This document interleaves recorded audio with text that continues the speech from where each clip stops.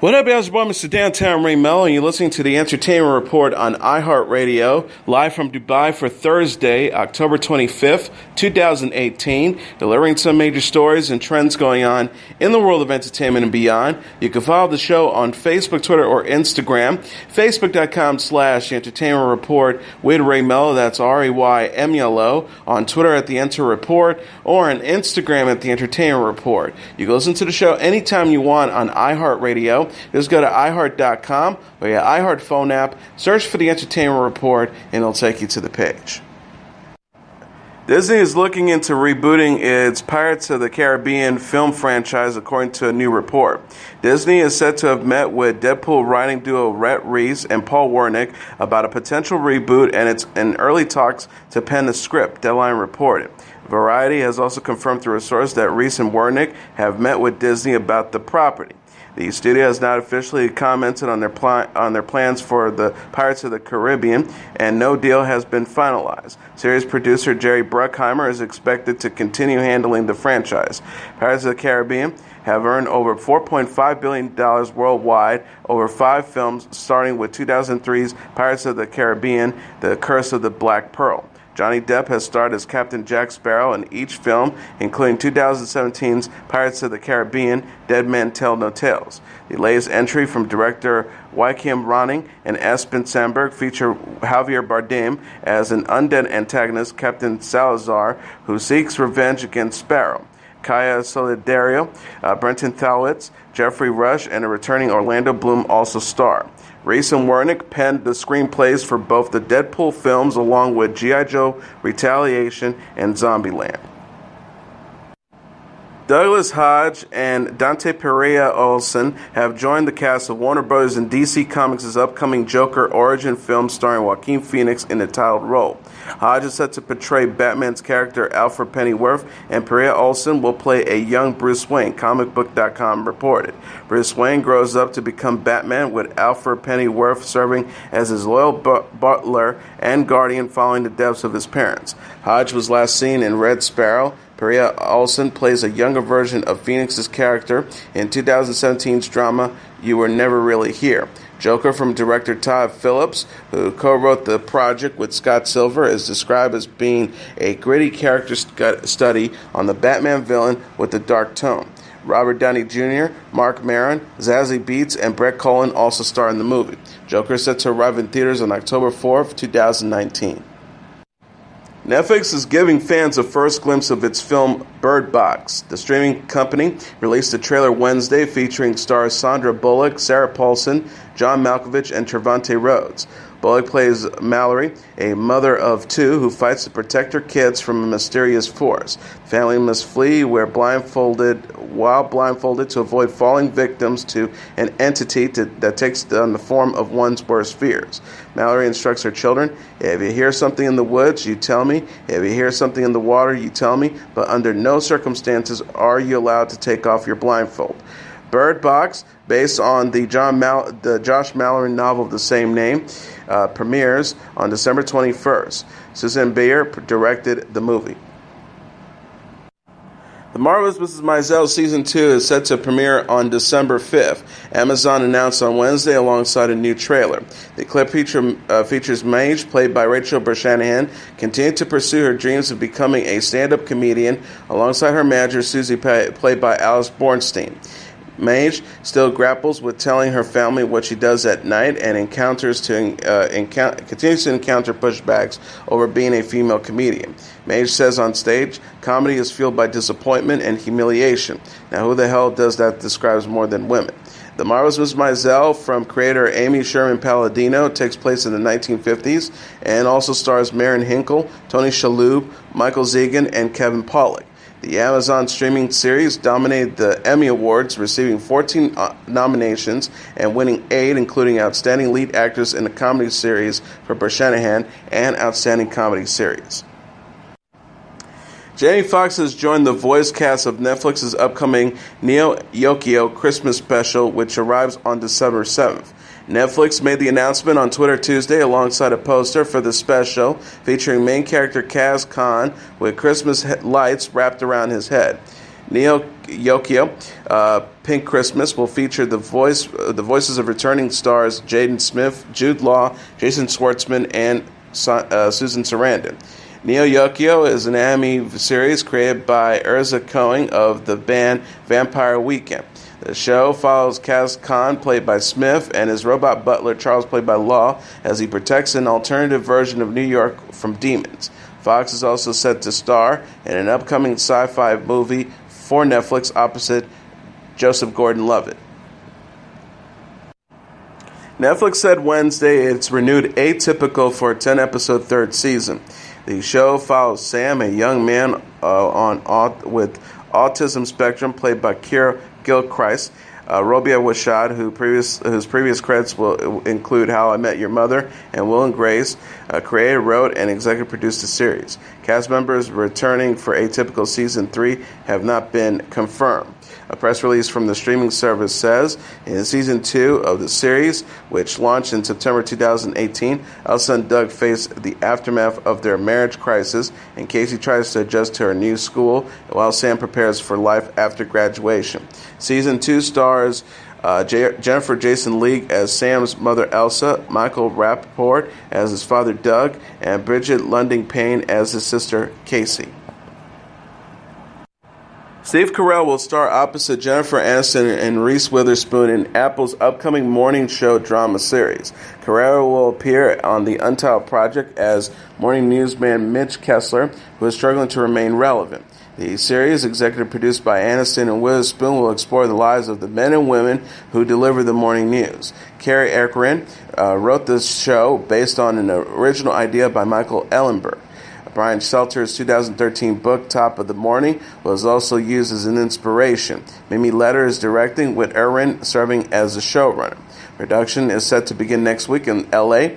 Apple has ordered 2 10-episode seasons. Carell, whose last major television role was on The Office, can be seen on the big screen in Beautiful Boy. He is also set to star in Vice and Welcome to Marwen. The People's Queen star Cecilia Asuncion says the show's all-Asian American cast will bring much-needed representation to TV. Asuncion told UPI in an interview, "Representation is very important. We need representation. It's good to see." The new program hails from Filipino media giant ABS-CBN International and is the company's first foray into an English-language reality show. The series follows Asuncion and Voltaire Tegay as they coach 5 beauty pageants hopeful in Los Angeles. The People's Queen features Katerina Rodriguez, Nikita McEllery, Katrina Diminarian, Michelle Turnelund, and Jenny Levy, who are all of Filipino heritage. The show premieres Wednesday on TFC TV, Mix TV, Lifestyle Network, and Metro, and aims to show, quote, the real, unfiltered woman beneath the lashes and gowns. Asuncion says you'll have a deeper appreciation for Asian beauty once you hear them speak and hear their experiences. It's not about how they look, it's about who they are. He also added, it's about the pursuit of being the best possible versions of themselves. The crowd represents more than just a literal crown. It's them getting to find their voice and overcome the hurdles they've had. Malka Roy, who is biracial, struggled with bullying growing up, while Demeranian spent years focusing on the needs of her immigrant family. Asuncion says people of all backgrounds will connect with the women and their stories. He says, because of how pageantry is, people see them as perfect. Seeing them talk about their inner struggles, it's those stories that I want to tell. Asuncion says that the title of the show refers to more than just a pageant crown. He describes it as, quote, the People's Queen as somebody, quote, everyone can relate to, and somebody perfectly imperfect and proud of it. Asuncion says there's just women who want to be the best possible version of themselves. They're not exempt from inequalities. They're not exempt from wanting to be the best. They're not exempt from grief. It's this unified experience in life we all go through, beauty queens or not. These are human stories. The People's Queen will follow women as they prep for domestic and international pageants, including Miss Hawaii USA, Miss World Philippines, and Miss Supranational. Asuncion says that the Philippines is a very pageant-crazy country, in part because pageants and space where women of color can take center stage. He says, it's important to see representation of the world stage, to see somebody you look at made it into the top 15. That's validation. Married at First Sight alum Danielle Bergman is going to be a mom. A rep for the Lifetime series told Us Weekly Bergman, 30, is thrilled to be having a baby with husband and Season 7 co-star Bobby Dodd, who's 27. The rep says they are truly and madly in love and are excited to finally be able to share with the world. People confirmed the news Tuesday with a statement from the couple. The pair says 2018 has been the most beautiful year for us. Not only have we found each other after all this time, but fallen so deeply in love. They added, and now we're beyond blessed to announce that we are going to be growing our family. Bergman and Dodd married after meeting in the Married at First Sight Season 7 premiere. Bergman expressed concern in a later episode that Dodd would expect her to be a stay-at-home mom like his mom and grandmother. Dodd reassured his wife, I'm not trying to have this 1950s lifestyle in 2018. Whatever it is that you want to do, your goals. I want to help you meet those goals. I want to continue to be married to you and for the marriage to continue to blossom as a whole. Bergman and Dodd will appear in Marriage at First Sight, Happily Ever After, which premiered October 30th. The new show will co-star Season 6 couple Shanice Jackson and Jessa Pierre, who welcomed the daughter this month. Sandra Bernhard will guest star on Season 2 of Star's original series Sweetbitter, starring Ella Purnell. Bernhard is set to portray Maddie Glover, the driven and unapologetic head chef and owner of the Sweetbitter restaurant, who is in charge of a global food empire, the network announced on Tuesday. Maddie Glover will be quick to remind her restaurant staff whose name is on the menu. Bernhard has recently joined the cast of FX's Pose as a series regular and has previously starred in Two Broke Girls, Brooklyn Nine-Nine, and Will and Grace. Sweetbitter, based on the Stephanie Danler novel of the same name, follows Tess, played by Purnell, a 22-year-old who gets a job working at the celebrated restaurant after arriving in New York City. Tess is then thrown into a world of drugs, alcohol, love, lust, dive bars, and fine dining. Tom Sturridge, Caitlin Fitzgerald, Evan Jonkakute, Eden Epstein, Jasmine Matthews, Danielle, and Por Sparks are also starring the show. Dandler serves as a creator, executive producer, and writer of the series, with Stuart Zerkman serving as a showrunner and executive producer.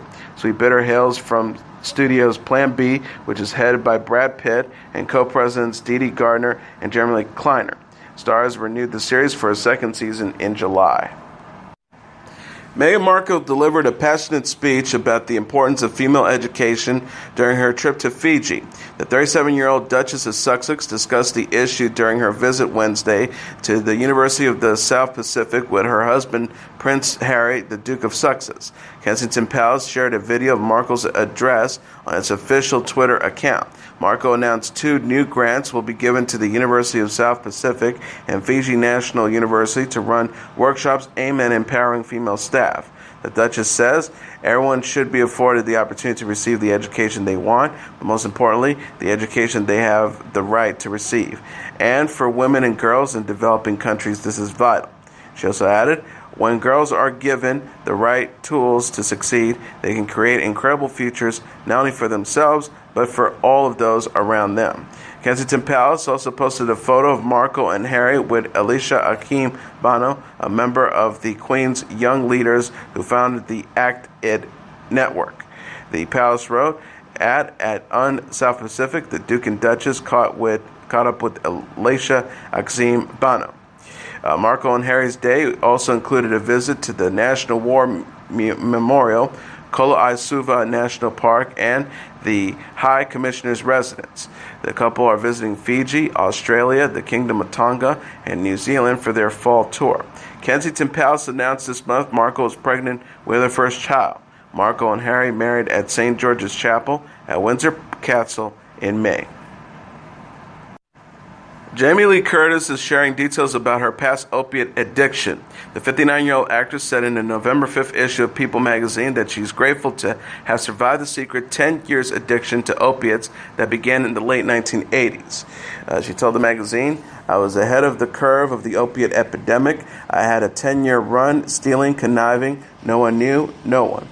Curtis's addiction started after she was prescribed opiates in 1989 after undergoing minor plastic surgery. Her sister Kelly Curtis learned about her habit in 1998, and she attended her first recovery meeting the next year. The star says, "Getting sober remains my single greatest accomplishment, bigger than my husband, bigger than both my children, and bigger than any work, success, failure, anything." Curtis shared similar sentiments in an interview with USA Today published last week. She says, "As soon as I got sober, which is 20 years coming up in February, everything changed because it was a big, big acknowledgement that I could not do all of the things I was trying to do." She also added, "Of getting sober, I have made shifts along the way. That's the single greatest accomplishment of my life."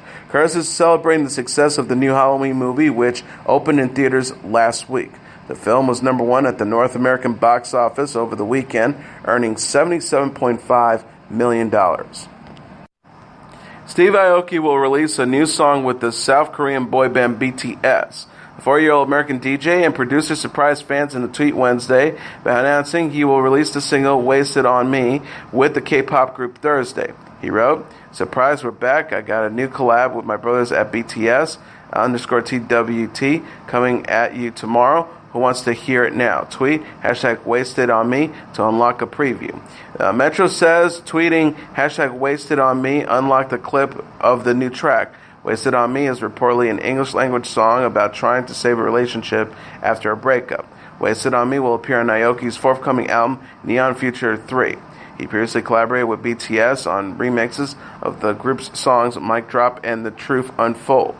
Aoki said of BTS in an interview with Billboard in November, "I love these guys. These guys are the geniuses. They are so creative on every level. It's incredible working with artists like that." BTS last released the album Love Yourself Answer in August. BTS member RM followed up with the new solo mixtape, Mono, and a music video for Forever Rain this week. Pink sings with her daughter in a heartwarming new video. Atlanta Records shared footage Wednesday of the 39-year-old singer and Willow, her 7-year-old daughter with Carey Hard, recording songs for the Greatest Showman Reimagined album. Pink and Willow took on A Million Dreams and A Million Dreams Reprise, which Hugh Jackman originally performed in the movie The Greatest Showman. The film opened in theaters in December. Pink tells director Michael Gracie and songwriters Pasek and Paul in the clip, "I grew up listening to Annie, and no one has done this for me, for my heart, since I was a little girl." She gushed, "To have her finally have something like this, you made our favorite movie ever." The Greatest Showman Reimagined is a compilation album to the original movie. Variety reported the album, which debuts November 16th, will also feature songs from Kelly Clarkson, Sarah Bareilles, and Panic at the Disco. Pink is parents to Willow and 22-month-old son Jameson with Hart, a former motocross competitor. She shared a photo Tuesday of her kids watching Hart ride his dirt bike. The star captioned the post, "Practice makes perfect, #go as fast, turn left, #go Papa go." And here are the top 10 songs on the Billboard Hot 100 singles charts for the week of October 27th. Number 10, Lady Gaga and Bradley Cooper with Shallow. Number 9, 5 Seconds of Summer with Youngblood. Number 8, Lady Baby and Gunna with Drip Too Hard. Number 7, Travis Scott with Sicko Mode. Number 6, Marshmello and Bastille with Happier. Number 5, Bad Bunny featuring Drake with Mia. Number 4, Post Malone with Better Now. Number 3, Juice WRLD with Lucid Dreams. Number 2, Kodak Black featuring Travis Scott and Offset with ZZ. And the number 1 song on the Billboard Hot 100 sales charts for the week of October 27th, Maroon 5 featuring Cardi B with Girls Like You. And now let's take a look at what happened on this date in entertainment history. On this date in 1980, the Australian rock gods AC/DC earned their first top 40 hit with You Shook Me All Night Long. Back when they were releasing albums like Dirty Deeds Done Dirt Cheap in 1977, AC/DC would have seemed an unlikely candidate to become one of the top-selling pop music acts of all time. But over the course of the coming decades, that's exactly what these Australian rock gods became. And not by keeping pace with changes in musical fashion, but by sticking steadfastly to a musical style and business strategy that have helped the group stand the test of time. With the hard and loud sound now recognized as influencing nearly all heavy metal music that followed, AC/DC quickly earned a loyal following among hard rock audiences in the mid to late 1970s. But it was You Shook Me All Night Long that first gave a hint of their mainstream appeal. You Shook Me All Night Long was the lead single from what would prove to be AC/DC's biggest ever album, Back in Black, in 1980. Their previous release, Highway to Hell, 1979, had been the first by the group to land on the U.S. album charts. But the group's plan followed up was put in jeopardy by the March 1980 death of lead singer Bon Scott, who choked on his own vomit during a bout of heavy drinking. With new singer Brian Johnson put in place just 2 months later, the group formed in the early 1970s by brothers Malcolm and Angus Young, recorded Back in Black in the summer of 1980. The album would spend a solid year on the U.S. albums charts, spawning a second top 40 hit in the form of its title track and a sports stadium anthem in the form of Hell's Bells, and ultimately selling more than 20 million copies worldwide. AC/DC would never have another single as popular as You Shook Me All Night Long, but the group's ongoing ability to sell full-length rock albums, even in an era where digital downloads have decimated album sales all across genres, is utterly without parallel. The group's commercial success has been credited in part to their refusal to allow their songs catalog to be cannibalized and repackaged into compilation albums. Whatever the reason, however, according to the Recording Industry Association of America, AC/DC ranks in 10th as the 10th highest selling recording artist of all time, with 71 million albums sold, 30 million fewer than Led Zeppelin, but roughly 5 million more than both the Rolling Stones and Aerosmith, and nearly 15 million more than both Metallica and Van Halen. Also on this date in 2002, Irish-born actor Richard Harris's career spanned 6 decades and included starring roles in films ranging from Camelot to the Harry Potter series, dies of cancer at the age of 72 in London. Harris was well known for his acting talents as well as his carousing off-camera. As BBC.com reported after his death, he was everything a bad boy Hollywood star should be. A handsome, boozing, brawling, womanizing jet-setter whose moody magnificence brought glamour to even his weakest movies.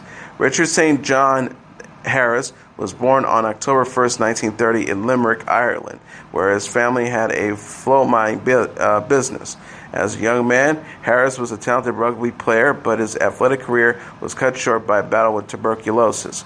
He went on to study acting in the mid-1950s at the London Academy of Music and Dramatic Art, and afterwards found work in various London theatre productions. By the late 1950s, he was earning small roles on the big screen. Among his early film credits were supporting parts in The Guns of Navarro in 1961, featuring Gregory Peck and Anthony Quinn, and Mutiny on the Bounty in 1962 with Marlon Brando. Harris shot to international stardom with his performance as a coal miner turned rugby player in 1963's This Sporting Life. The role earned him an Academy Award nomination for Best Actor. A long list of acting credits will follow. Harris made more than 70 films over the course of his career, including a 1967 cinematic adaptation of the Broadway musical Camelot, in which he played King Arthur. In addition to his movie roles, Harris became equally famous for his reputation as a raconteur and Hellraiser. He reportedly suffered 9 broken noses during his life and received last rites twice from a priest. Harris portrayed a hardened Irish farmer in 1990's The Field, for which he garnered a second Oscar nomination for Best Actor. He went on to appear in such movies as The Unforgiven, 1992, directed by Clint Eastwood, Patriot Games, 1992, Cry the Beloved Country, 1995, and Gladiator in 2000, in which he played Marcus Aurelius to Russell Crowe's Maximus. In 2001, Harris gained legions of new fans when he played Albus Dumbledore, the wise, white-bearded headmaster of Hogwarts School in Harry Potter and the Sorcerer's Stone. Harris reprised this role for the second film in the series, Harry Potter and the Chamber of Secrets, which was released in the UK in November 2002, just weeks after his death. And that is your entertainment report for Thursday, October 25th, 2018. I'm your host, Mr. Downtown Ray Melo. I'll be back tomorrow to deliver some major stories and trends going on in the world of entertainment and beyond. You can follow the show on Facebook, Twitter, or Instagram. Facebook.com/The Entertainment Report with Ray Melo. That's RAYMELO. On Twitter at The Enter Report, or on Instagram at The Entertainment Report. You can listen to this episode or any previous episodes of The Entertainment Report anytime you want on iHeartRadio. Just go to iHeart.com or your iHeart phone app. Search for The Entertainment Report, and it'll take you to the page. Good night, and God bless you all.